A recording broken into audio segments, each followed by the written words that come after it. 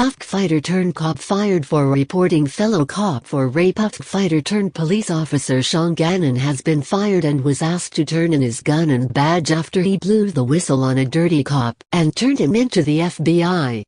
Gannon conducted an AMA Ask Me Anything on Reddit recently, where he stated, "Hello, I'm UFC vet Sean Gannon, the only guy to ever defeat Kimbo R.I.P. Barnacle. AMA. Actually ask me anything for the next 17 hours, because after turning in a dirty cop to the FBI, I've been ordered to turn in my badge and gun at 7 p.m., and I'll likely be ordered to not discuss my case further." Gannon then linked to a page on mixedmartialarts.com where the situation was already explained more in depth. Gannon says that Sergeant Detective Trent Holland was assigned to a gruesome murder case that took place in Boston, and instead of doing his job, he framed innocent black teens and fabricated evidence. Gannon also says that Holland is guilty of at least one case of sexual assault and that the department helped him cover it up. He had reportedly taken evidence of both of these transgressions to the FBI, and was quickly suspended and then fired as a result. Speaking in an interview with the site, Gannon said that he was an epic piece of s*******. If those words aren't appropriate for him, they don't belong in the English language. I'll take my suspension and wear it as a badge of honor.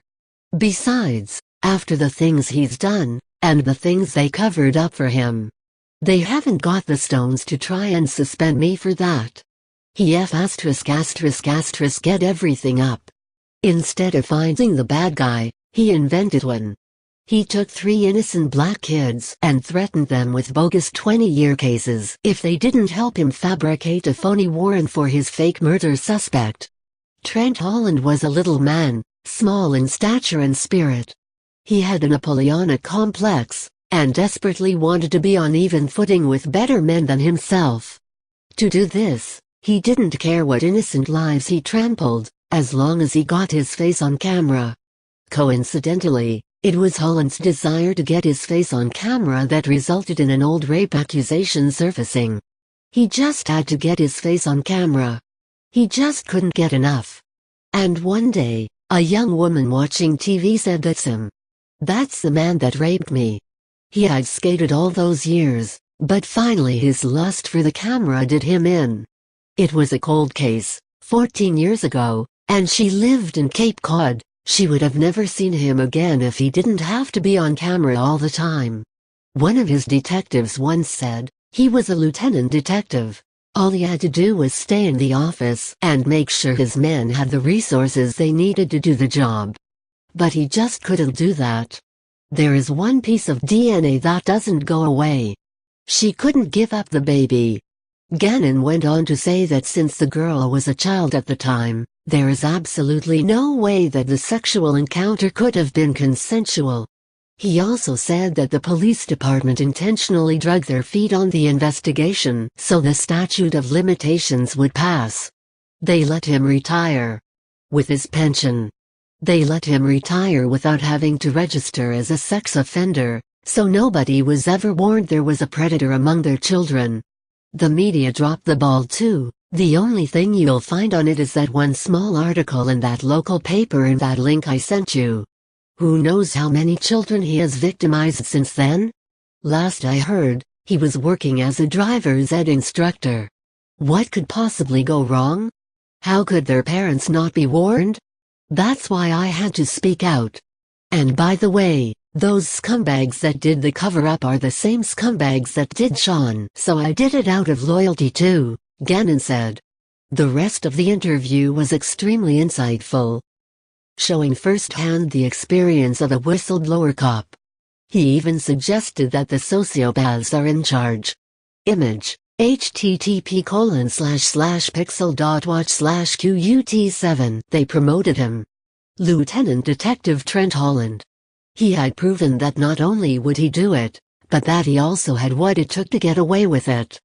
To the sociopaths in charge, that's all that matters, Gannon explained. He added, if you get dangerous drug dealers off the streets, he'll target soft non-violent pot dealers until he's a hero and you're the loser. In fact, You're more than a loser, you're one of the bad cops. Because you're targeting the violent offenders and fights are frequent, they don't like cops and don't want to go back to jail. He's targeting harmless college kids who won't fight back, so his stats are pristine. You're the one that looks like the violent **** that gets targeted for torment and termination by their statisticians. Heck, the sociopaths are so slick at it, they've even convinced people that a Mensa member/UFCVET isn't qualified to be a street cop. I guess I'm in pretty good company though. We actually had an ex-Navy SEAL turned away from our SWAT team as underqualified. The current regime seems to hate veterans, hate martial artists, hate everyone that's capable of taking care of business when things go south. The guys that actually care about the mission, about helping people, and being physically prepared to do it are seriously handicapped against those that only care about how they look and getting ahead. You can show your support for Gannon here at a GoFundMe page that has been set up to help him. Read more at http://thefreethoughtproject.com/ufc-fighter-turned-cop-rapist-cop/#CBLRJRYUK9DTATXZ.99